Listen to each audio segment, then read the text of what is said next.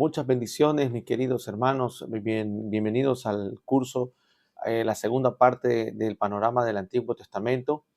Estamos entrando a hablar ya ahora acerca de los libros poéticos. Nos quedamos en el módulo anterior, toda la parte histórica del pueblo de Israel.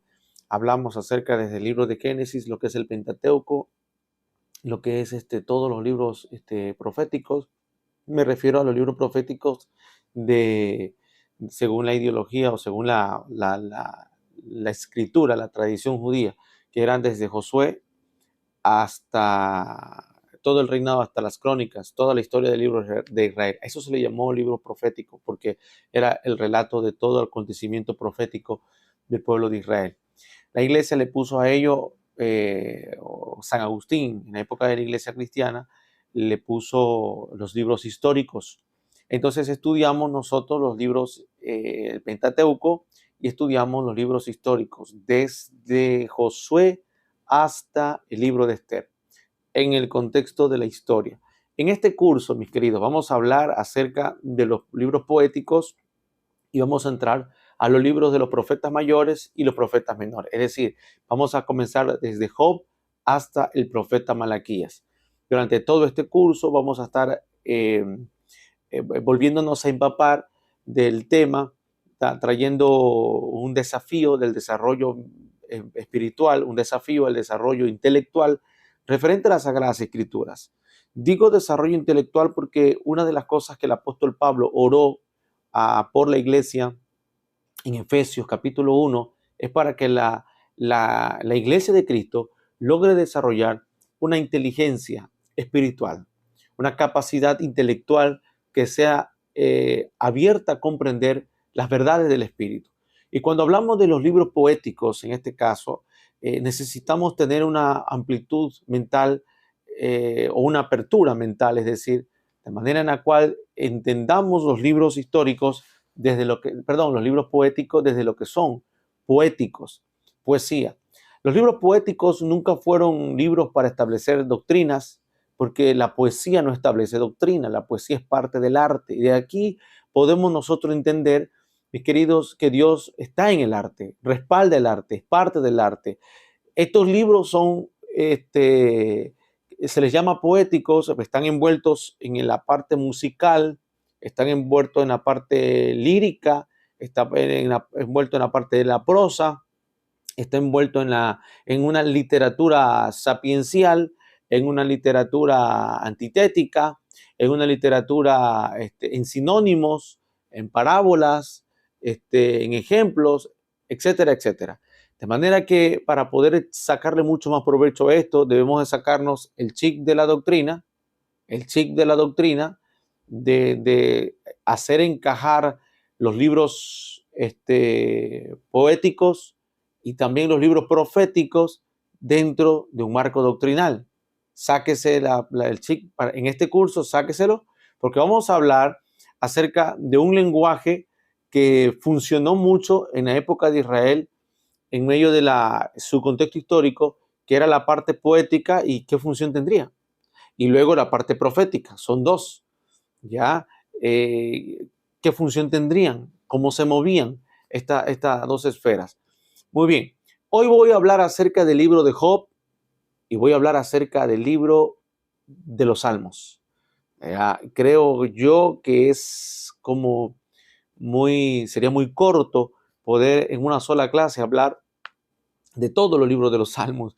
Mire que yo estoy dando una enseñanza desde el 1 de enero, desde el 1, 2 de enero, el primer sábado de enero en nuestra iglesia local. Ese día lo establecí para poder enseñar todo el libro de los Salmos en este año.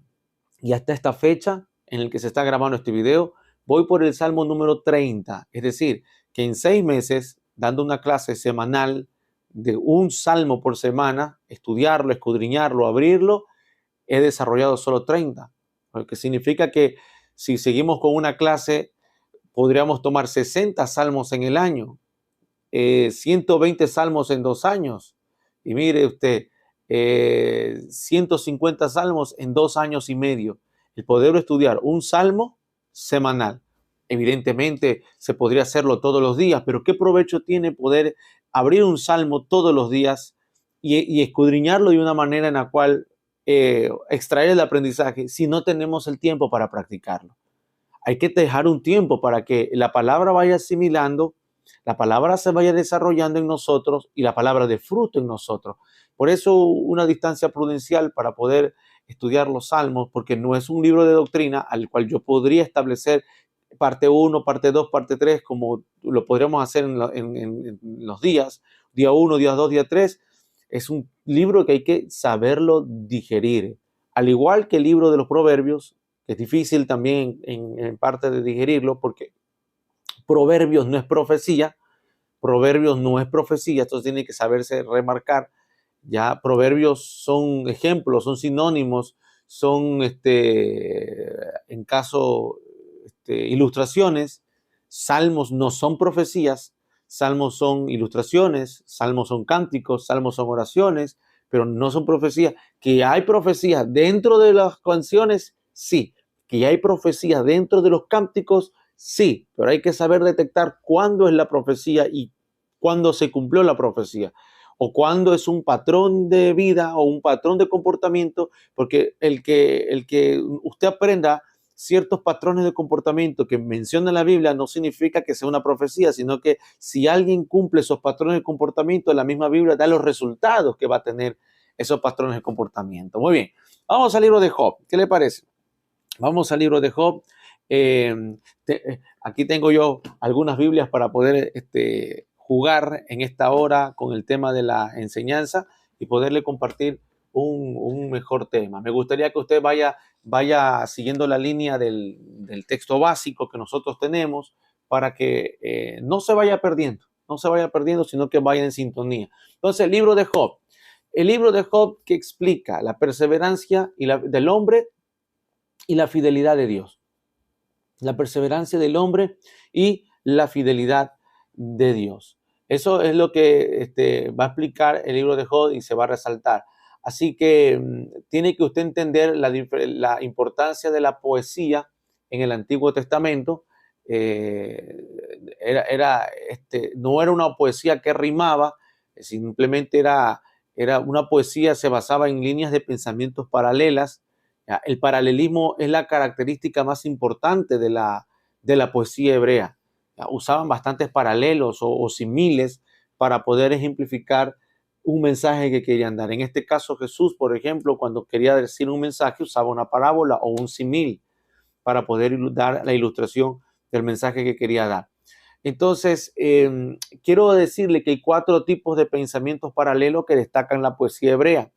Son los sinónimos en las frases paralelas, los sinónimos son palabras distintas que tienen el mismo significado, como maestro y profesor, confiar y creer, son sinónimos que tienen el mismo significado.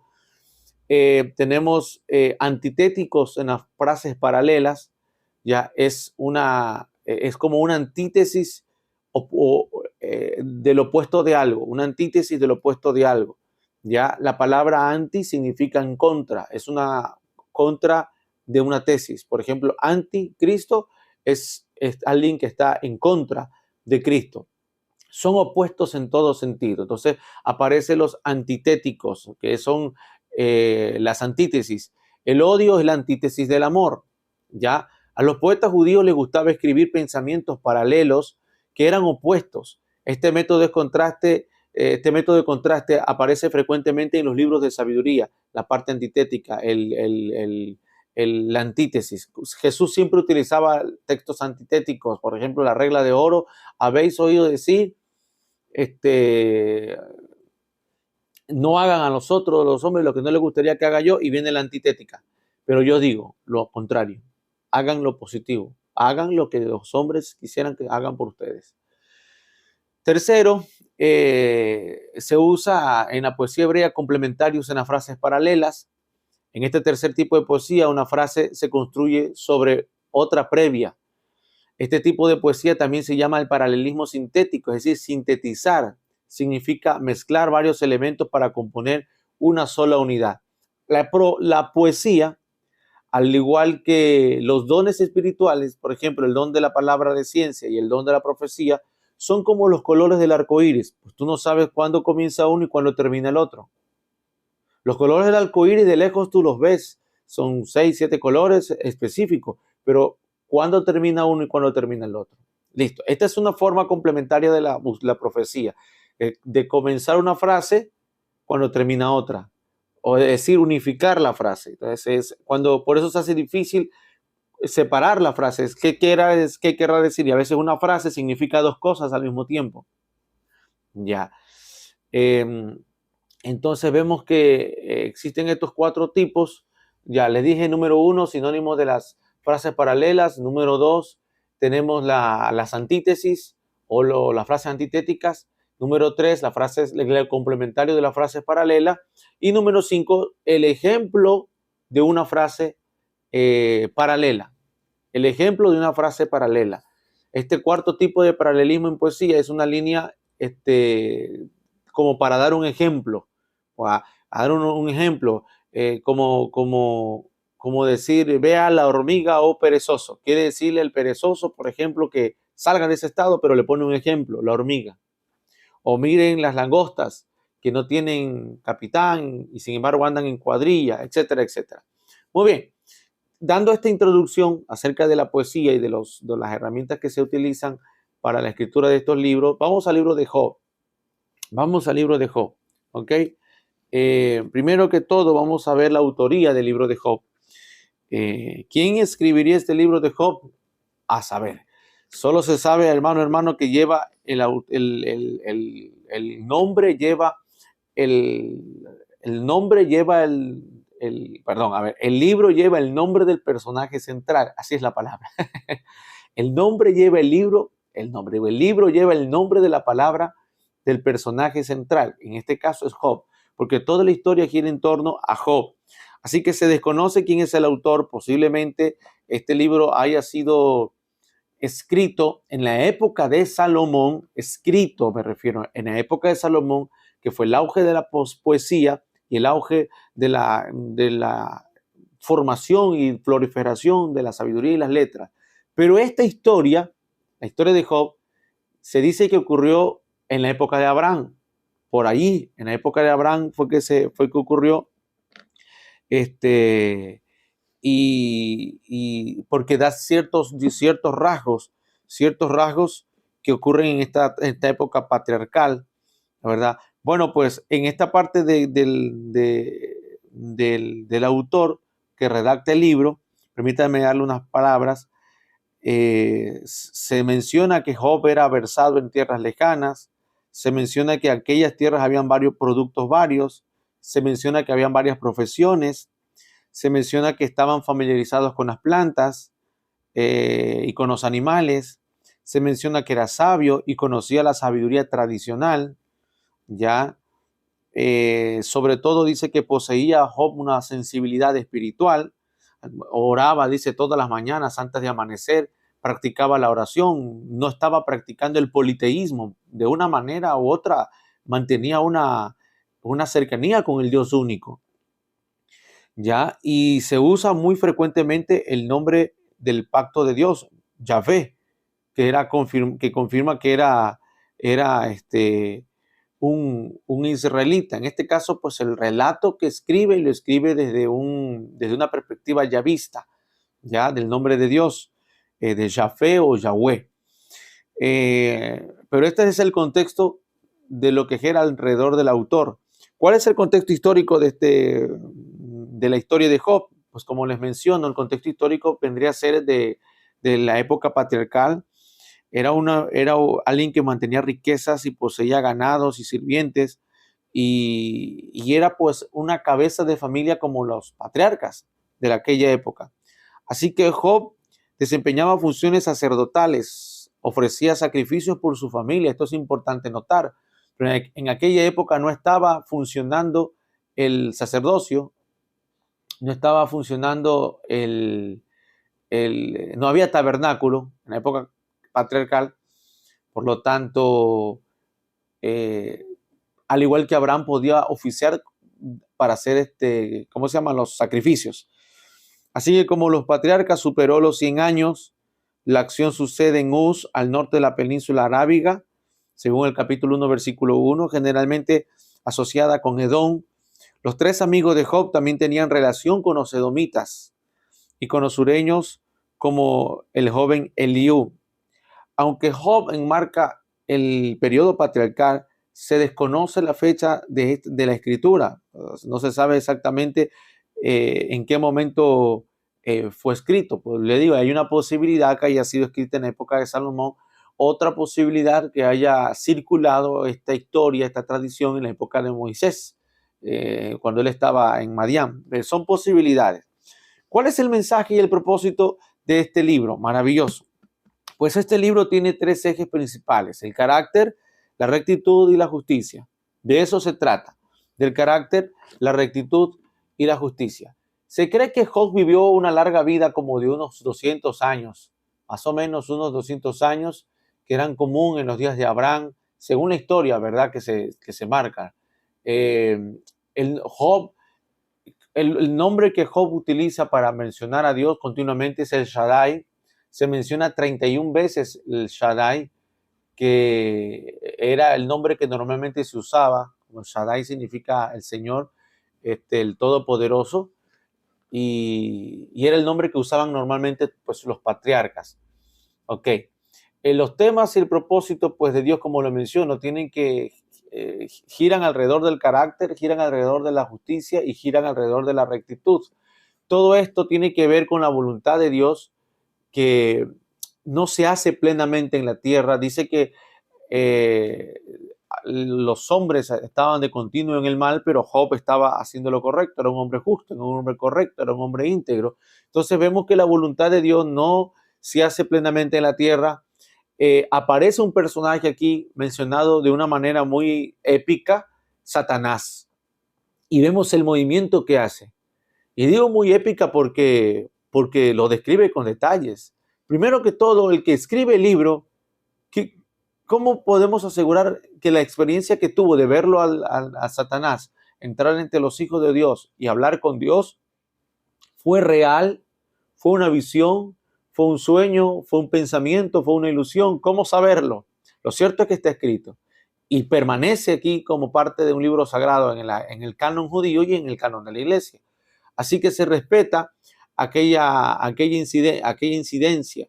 Entonces, aquí vemos nosotros que existe un mundo espiritual, vemos nosotros que existe un ser espiritual que está continuamente acechando y dando vuelta a la tierra, buscando a los hombres justos, no a los malos, a los justos, a los íntegros, a los que se guardan de todo mal, a los que hacen lo correcto.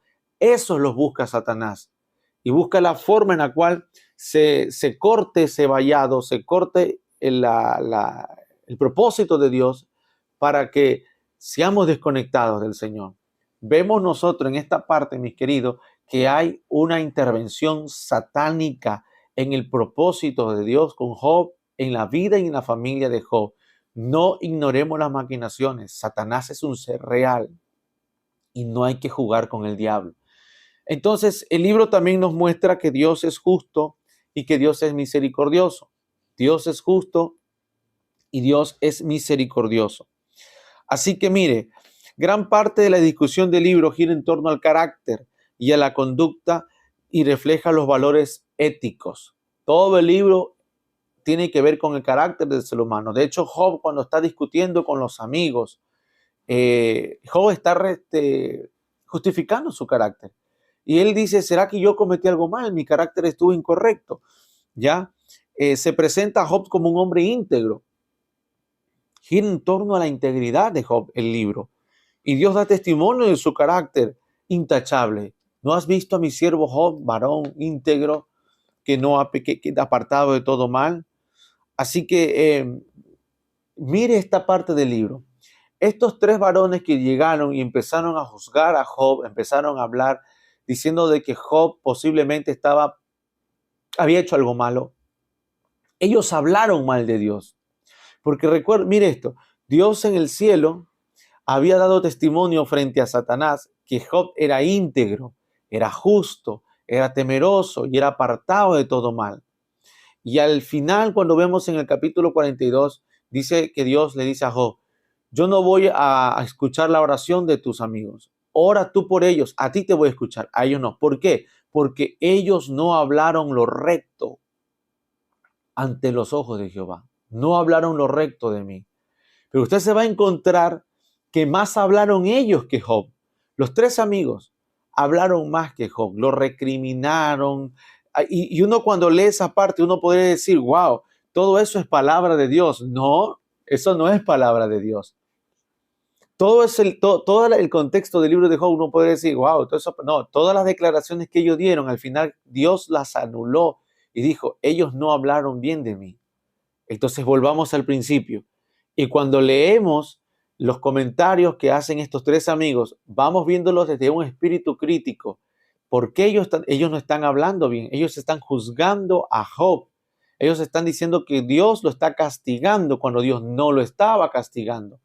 Ellos están diciendo que ellos le decían que Job estaba pagando por un pecado cuando Dios no lo estaba haciendo pagar por un pecado. Mucho cuidado porque hay gente que habla mal de Dios. Tomemos este ejemplo porque la poesía es para eso. Reflexionemos un poco. No hable mal de Dios. No diga que Dios está juzgando la tierra cuando la tierra no está siendo juzgada por Dios. Estamos recibiendo la consecuencia de nuestros pecados, pero no es que Dios la está juzgando. No es lo mismo que Dios esté probando cuando Dios esté castigando. Existen tres formas, hermano amado, de sobrellevar una situación. Hay tres situaciones en las cuales uno tiene que tener claro. La primera es una prueba, la segunda es un castigo y la tercera es una consecuencia de nuestras acciones. No podemos adjudicarle a Dios una prueba cuando es la consecuencia de nuestros actos. No podemos adjudicarle a Dios un juicio y decir, esto es una prueba o esta cuando es un juicio. Y no podemos decir que algo es una consecuencia de nuestras acciones cuando es una prueba. Una prueba, un castigo y una consecuencia de nuestras decisiones. La iglesia de Jesucristo en todo el mundo está llena de gente que reemplaza las malas decisiones que cometen por una prueba. Cometen un error, no criaron bien a sus hijos, no los disciplinaron en el Señor, no los guiaron en el camino del bien, no fueron modelos de Cristo para ellos.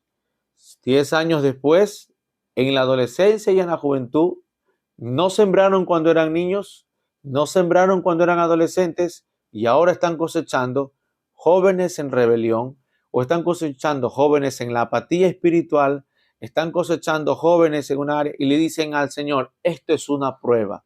Muy bien, es una prueba si hiciste lo correcto. Es una prueba que va a pasar y van a abrir los ojos si hiciste lo correcto. Pero si no hiciste lo correcto, no es una prueba, es una consecuencia. El hombre que está escribiéndole a una mujer o están chateándose en internet, en redes sociales y está jugando con el pecado, de repente cae en adulterio, no es una prueba. O de repente salta un escándalo y te exponen, porque el diablo lo que hace es eso, es exponerte, no es una prueba, es una consecuencia de tus actos. Lo que yo veo últimamente en las redes sociales de personas que están siendo perseguidas, por ejemplo, en República Dominicana, por falsificar títulos. Por ahí hay personas que están llamándose médicos, psicólogos, personas que trabajan en la salud y no tienen títulos y no han sido éticos, llevan años y luego dicen que están siendo perseguidos. No, no es una prueba. Es una consecuencia, ¿verdad? Es una consecuencia. Así que abundan en la iglesia personas a las cuales siguen sosteniendo, mi querido, amado hermano, que están pasando pruebas cuando en realidad podría ser una consecuencia. Así que Job no estaba pasando ni una consecuencia, ni estaba pasando un juicio, estaba pasando una prueba. ¿Y qué estaban probándole? El carácter. Por eso al final se le dice, a tus amigos no los voy a escuchar, porque te juzgaron como que si hubieras pecado en tu carácter o te juzgaron como que si estuvieras recibiendo un juicio porque ya caíste. Y no es así, era una prueba al carácter. La rectitud, menciona la rectitud. Job afirma que su rectitud era cuestión central en la situación. Capítulo 6, verso 29. Y se preguntaba cómo convencer a Dios de ello. Sus tres amigos condenaron su actitud en el capítulo 32, verso 1. Ya, para Eliú, el error de Job era obviar la rectitud esencial de Dios mientras mantenía la suya. Y así le anticipaba a Job las propias palabras del Señor. Capítulo 40, verso 8. En este caso, Eliú es un muchacho porque aparentemente Job luego cayó en esta misma conversación y terminó siendo convencido por los amigos y dijo, es verdad, yo he pecado. Maldito soy, maldito el día en que nací, entonces, miserable de mí, yo he vivido correctamente a mis ojos, a mis ideas, y empezó a hablar sandeces, y hasta que aparece un cuarto muchacho. Para mí este cuarto joven es Cristo, es Jesús, porque luego desaparece de la escena. Es un joven sabio que llega y les dice, estimados amigos, ya hablaron ustedes, los escuché, permítanme dar mi percepción y mi palabra. Esto no es una cuestión tuya, Job. Tampoco es una cuestión de que Dios te está haciendo castigando, sino que es una prueba. Es una prueba, Dios es soberano. Te está probando. Entonces corrige que Job sí es recto, que tiene que afirmar su rectitud, pero que tiene que tener paciencia, que ya va a pasar esta situación, que ella va a pasar la prueba. Por eso más adelante, cuando se le presenta a Dios en el torbellino, le dice, hablaba lo que no entendía, pero ahora mis ojos te ven. Eso es irónico porque cuando el consejo está presente, a veces la gente no escucha, pero tiene que pasar o tiene que venir otro, como en este caso la voz de Dios en el torbellino, para recién ahí entender, ay, ahora mis ojos te ven. Ahora sí hablaba lo que no entendía. Y también habla de la justicia. Tercer punto, habla de la justicia. Job quería que se hiciera justicia. Había renunciado a la injusticia en el capítulo 27, verso 4, y era ejemplo de rectitud en su trato con los demás. Sin embargo, sentía que Dios no siempre había sido justo con él. Empezó a cuestionar la justicia de Dios. Deseaba presentar su causa ante Dios, pero se preguntaba si conseguiría una audiencia. Capítulo 9, verso 32. Pocos dicen los discursos divinos como sobre la justicia y la injusticia, pero la conclusión es evidente. La justicia de Dios se ve en su forma de administrar el universo físico y el mundo animal, así como también las relaciones humanas. Dios es justo, solo Él posee sabiduría. Amado hermano, mire, una vez R.C. Sproul dijo una palabra muy emotiva. Si un día si un día muero y abro mis ojos y despierto en el infierno, en ese lugar yo diré, gracias Señor porque eres justo. ¿Cómo puedo decirle gracias Señor porque eres justo? Porque Dios siempre es justo y Él pesa nuestras intenciones. Y si estamos en el infierno es porque es lo justo, porque no merecíamos el cielo. Parece duro lo que acabo de mencionar, ¿no? Pero imagínese llegar a pasar una prueba como esta que pasó Job, enfermedad, muerte de los hijos. Hermano, qué dolor eso. Eso es una cosa muy terrible. Lo que Job pasó, se le murieron todos los hijos. No uno, no dos, todos los hijos. Lo material se recupera, uno dice, pero se le murieron todos los hijos. Yo comprendo a la mujer de Job, porque la mujer está amargada, está triste y no entiende por qué Job sigue orando y no blasfemando a Dios. Qué difícil es llegar a creer y retener la integridad después que se te ha muerto un hijo o todos los hijos. Porque cuando se te mueren tus padres, la tierra le da nombre a eso. Somos huérfanos. Cuando se te muere el cónyuge, la tierra le da nombre a eso. Somos viudos. Pero cuando se te muere un hijo, no hay nombre para eso. No hay nombre para darle a ese grado de dolor, porque el padre perdió a su hijo en la cruz.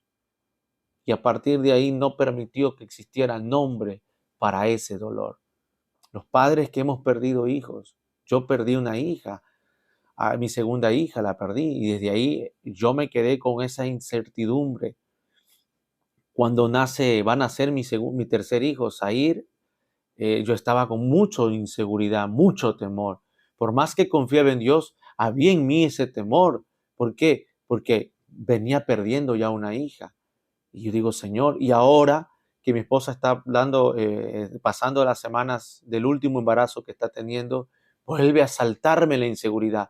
Soy humano, confío en Dios, pero soy humano en el interior, tengo miedo de que cualquier cosa pueda pasar en una operación, en la cirugía. Confío en Dios, pero tengo miedo. Como Jairo, Señor, yo creo, pero ayuda a mi incredulidad. Tengo miedo, tengo emociones. ¿Ah? Entonces, amado hermano, dese cuenta que la contribución de la justicia, el libro que contribuye con la justicia, nos enseña a nosotros que la justicia de Dios hay que aceptarla. Tenemos ganas de cuestionarla, tenemos ganas de no asimilarla, pero al fin y al cabo hay que aceptarla. Entonces, yo entiendo a la mujer de Job, que está molesta y le dice, Job, ¿hasta cuándo retienes tu integridad? Maldice a Dios. Es decir, ya habla mal de Dios, porque es difícil, una cuestión difícil. Pero mire, Dios no juzga a la mujer por tener estos arrebatos de ira. Dios juzga al hombre. Se salvó ella, porque Job fue restituido y con ella mismo volvió a tener nuevos hijos. Nuevos hijos. La herida no cesa, pero Dios sabe restituir. Y le dio unos hijos lindos, hermosos, unas hijas hermosas, más lindas que en toda la región. Así que Dios sabe consolar, sabe consolar. Yo te lo digo por experiencia, porque después de la muerte de mi segunda hija, pues Dios nos consoló con muchas cosas, en materiales, académicas, y luego pues mi hijo Zair nació un niño muy lindo, muy inteligente, eh, muy sabio, busca a Dios. Sin embargo, le soy sincero, siempre hay una espinita aquí clavada, como una espada en el corazón aquí adentro, que te queda y te queda de por vida. El miedo de en qué momento vas a perder a otro hijo, te queda aquí. Eso solo lo van a entender los que han perdido un hijo. Entonces, muy bien. Yo creo que estamos ahí ya bueno, para ir cerrando el libro de Job, ¿cuál es la contribución que le da Job al contenido de la Biblia? Pues Job enseña que el sufrimiento llega a todos, rectos e impíos.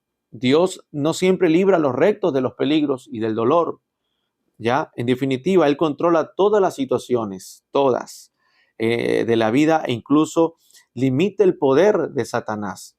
Le dice al diablo, tienes oportunidad o tienes acceso, pero hasta acá, lo limita.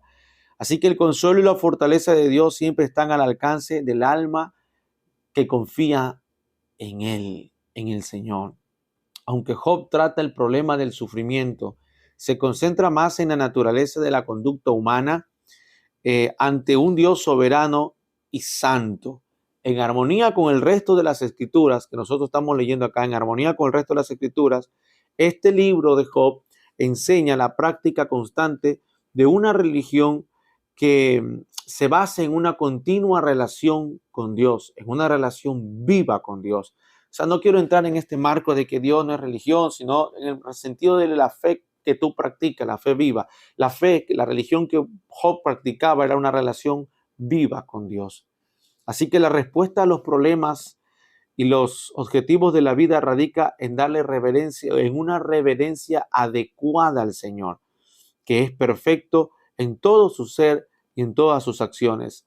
El hombre no solo debe de confesar a Dios y confesarse como cristiano, sino rendirse completamente a Dios. Cuando la persona le permite a Dios eh, entrar en todas las áreas de su vida, descubre que Dios es total y suficiente para todo. Amado hermano, eso nos enseña a nosotros el libro de Job. Así que entre otros temas importantes que se lo voy a dejar ahí para que usted lo marque, el libro de Job pues habla del sufrimiento, habla del ataque de Satanás, habla de la bondad de Dios, habla del orgullo, ese orgullo que tenían los amigos, y habla de esa confianza que uno puede desarrollar en el Señor. Muy bien, mis amados hermanos, hablemos ahora del libro de los Salmos, rapidito. El libro de los Salmos, señoras y señores, Salmos es un libro maravilloso, lindo, está compuesto por 5 libros, 150 salmos, dividido en 5 libros que tienen que ver con cánticos de alabanza, cánticos de adoración. Cuando usted lee el libro de los Salmos, es como que si usted estuviera acercándose al lugar donde David y los salmistas oraban, y usted se convierte en un entrometido. ¿Por qué? Porque usted se pone a escuchar la oración íntima, privada, que aquellos salmistas hacían en la recámara secreta delante de Dios. Así que este libro maravilloso de los Salmos se divide pues bueno, vamos a ver vamos a decir lo que se dividen en 5 temas. Primero que todo, ¿cuál es el propósito del libro de los Salmos? Pues proporcionar poesía para la alabanza, la adoración y la confesión de Dios. Los autores, hay varios autores, el más principal es David, que escribió 73 salmos, Asaf, que escribió 12 salmos, los hijos de Coré escribieron 9 salmos, Salomón escribió 2 salmos, Emán, junto con los descendientes de Coré, Etán y Moisés escribieron 1 cada uno, y 51 salmos que son anónimos. En el Nuevo Testamento se le atribuye 2 de los salmos anónimos a David, el Salmo 2 y el Salmo 95. ¿Para quiénes era el destinatario del libro de los Salmos? Pues para el pueblo de Israel. ¿Cuál era la fecha en la que se escribió estos salmos? Pues bueno, se recopilan desde los días de Moisés, ¿verdad? Alrededor de 1440 años antes de Cristo, hasta el destierro a Babilonia. Así que durante todo este tiempo, los salmos estaban circulando. No es que se cerró un canon en la época de Salomón, no, sino que era parte de la literatura poética de Israel. El marco histórico, en su mayoría los salmos no fueron escritos para narrar hechos históricos, tampoco fueron para narrar hechos proféticos, sin embargo a menudo tienen paralelos con sucesos de la historia, tales como cuando David huía de Saúl y cuando pecó con Betsabé. Es decir, que usan, como lo mencioné al principio, un paralelo para dar un mensaje o dar una reflexión usando una parte histórica. Así que el corazón de los salmos, ya sabemos cuál es. Jehová es mi pastor, o el Señor es mi pastor. Nada me faltará. Ese es el corazón de los salmos.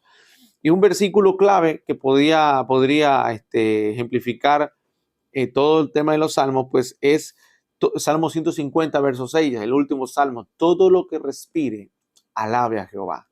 Todo lo que respire, alabe a Jehová. La persona clave en los salmos es David.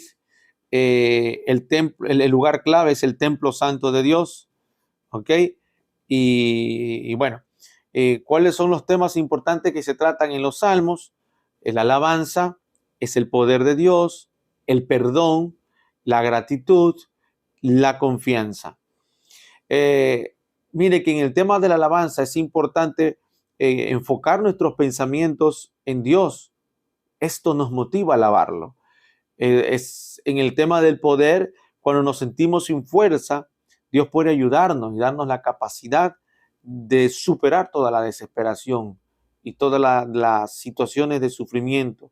En el tema del perdón, nosotros conocemos que Dios es un Dios que perdona, pero también nos enseña a aplicar el tema del perdón. El tema de la gratitud, cuando nos damos cuenta de cómo nos beneficiamos al conocer a Dios, podemos expresarle plenamente nuestra gratitud. Y con la confianza, la importancia de este libro es que pues la gente puede ser injusta y los amigos pueden abandonarnos, pero en este libro aprendemos a confiar en Dios. Quiero compartirle algo. ¿Cuáles son las razones para leer y estudiar los salmos? Ahí le voy a dar algunas razones válidas. ¿Cuáles son las razones para leer los salmos? Según el Salmo 5, ya, si usted tiene cómo anotar, anote. Según el Salmo 5, nos ayuda a saber cómo acercarnos a Dios diariamente. Nos ayuda a saber cómo acercarnos a Dios diariamente. Según el Salmo 8, aprendemos más acerca de la humanidad. Los salmos nos hablan del corazón de Dios y nos hablan del corazón del hombre. ¿Quiere usted aprender a conocer su corazón, el suyo? Estudie los salmos. Léalos y medítelos, porque ahí usted va a encontrar cómo es su corazón. Porque quizás usted no se conoce a usted mismo porque no encuentra palabras para definirse cómo es usted, pero aquí hay palabras. Esto se va a encontrar a usted mismo aquí. Salmo 8. En el Salmo 15 nos enseña a vivir una vida agradable a Dios. En el Salmo 23 a buscar consuelo en el Señor. En el Salmo 24 aprender más acerca de Dios. El Salmo 51 nos enseña el perdón, a pedir perdón por los pecados que hemos cometido. En el Salmo 92 nos enseña a aprender una nueva canción. El Salmo 103 nos enseña a alabar a Dios a causa de su amor. En el Salmo 104, saber por qué deberíamos de adorar a Dios. En el Salmo 119, la importancia que tiene la gloriosa palabra de Dios. Ahí en el Salmo 119, lámpara es a mí tu palabra y lumbrera a mi camino. ¿Ya? En el Salmo 136 nos enseña cómo dar gracias a Dios. En el Salmo 138 aprendemos una nueva oración. En el Salmo 139 aprendemos a sentirnos valorados. En el Salmo 145 aprendemos a alabar a Dios. En el Salmo 146, saber que Dios es soberano. Aquí le he dado algunas de las razones por las cuales es importante leer el libro de los Salmos. La palabra de Dios escrita fue dada a nosotros para que la podamos estudiar, la entendamos y la pongamos en práctica, mis queridos hermanos.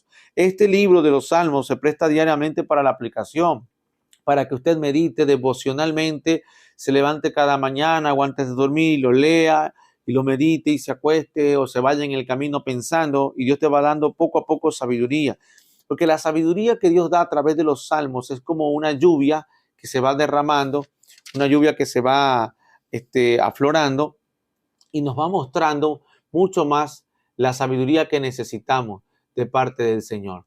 Así que pues hay unas partes clave que yo quiero que vea, que en casi la gran mayoría de los salmos tiene como título al músico principal. Los títulos que usted va a encontrar aquí en los salmos no son, por ejemplo, qué sé yo, a ver, déjeme ver acá un título. Un momentito, déjeme ver un título en un salmo rapidito. Por ejemplo, Cántico de las Voces del Rey, Salmo 45. Capítulo 46, Dios es nuestro amparo y fortaleza. Ya, no, ese no es el título del salmo. Le enseño a leer bien el salmo. El título es el que dice, al músico principal, Salmo de David. En el Salmo 45 que estoy leyendo dice, al músico principal, sobre lirios. Esa palabra sobre lirios es una nota musical. Masquil de los hijos de Coré, eso también es otro instrumento musical. Canción de amores. Aquí está el título. Canción de amores. ¿Por qué dice el músico principal? Porque Dios siempre tiene un principal. Dios siempre tiene un principal. Y Él entrega responsabilidades a un principal. Y Él está observando a un principal. Al líder Dios lo observa. La gente se puede olvidar de nosotros. Los pastores pueden no observar nuestros trabajos. Pero Dios sabe quién es el principal. Si tú eres un líder de evangelismo y nadie te da las gracias por lo que haces, Dios te mira como un principal, te va a pedir cuentas. Dice el Salmo, el músico principal, él sabe a quién le envía el Salmo. Él sabe a quién le envía esta palabra. Entonces vamos viendo, amado hermano, a ver. Hay 9 propiedades especiales en los Salmos. El Salmo es el libro más largo de la Biblia, es una propiedad. Otra propiedad, los creyentes tienen un amor especial en este himnario hebreo. Está lleno de devoción y profundidad espiritual. Esto lo hace un libro favorito del Antiguo Testamento.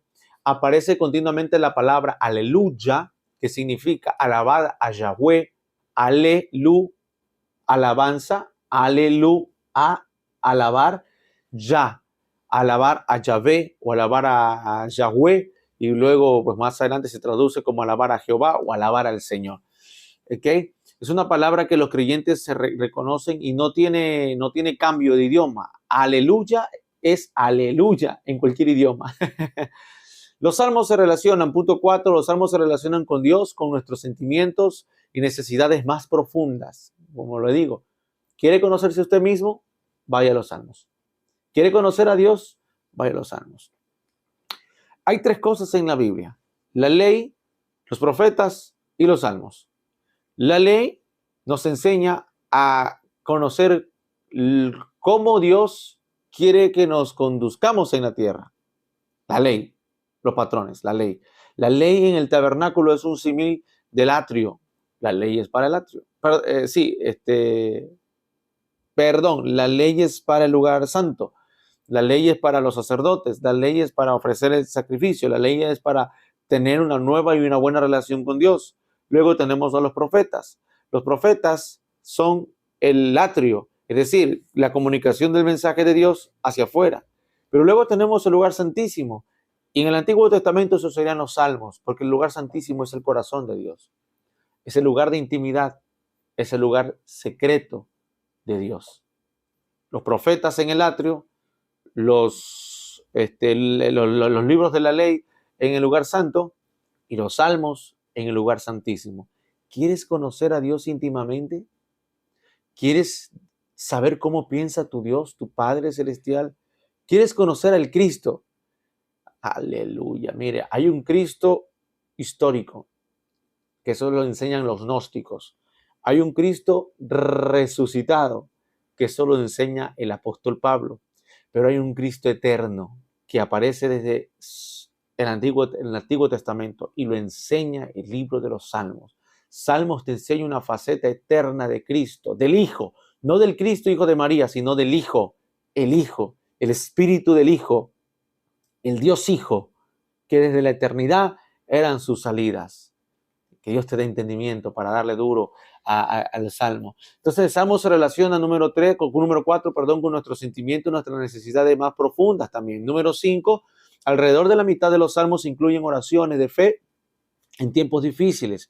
Número 6, el Nuevo Testamento cita 186 veces los Salmos. Número 8, los Salmos contienen gran cantidad de capítulos favoritos que incluye pues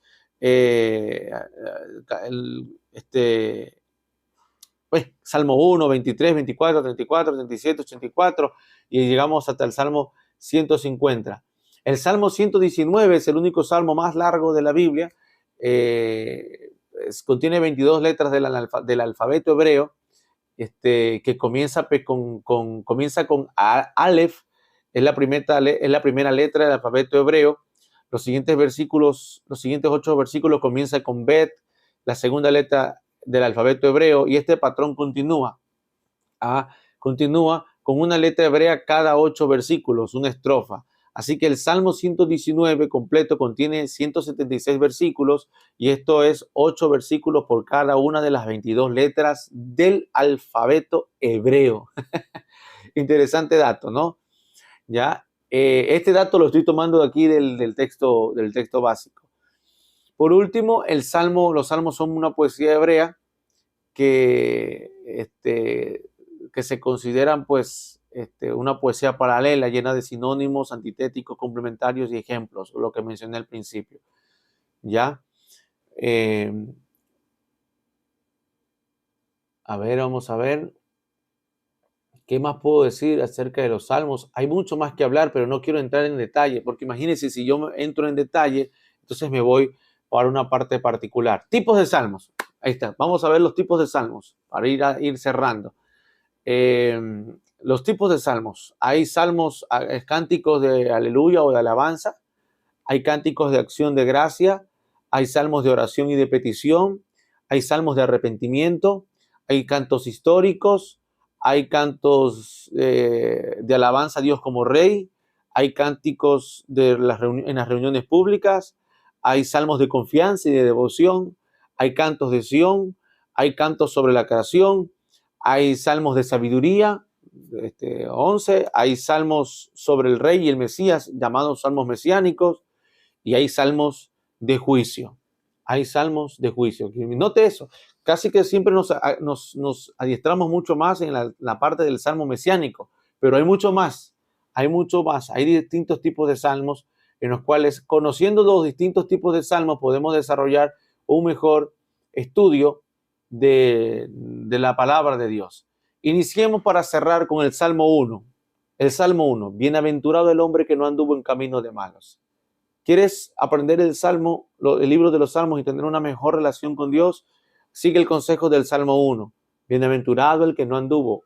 3 cosas. Camino de pecadores, consejo de malos, silla de escarnecedores. Sino que en la ley de Jehová está su delicia, de día y de noche. Si en la ley de Jehová es tu delicia, cumple lo que dice el Salmo 150. Alaba a Dios. Vive gozoso. No permitas que te quiten el gozo.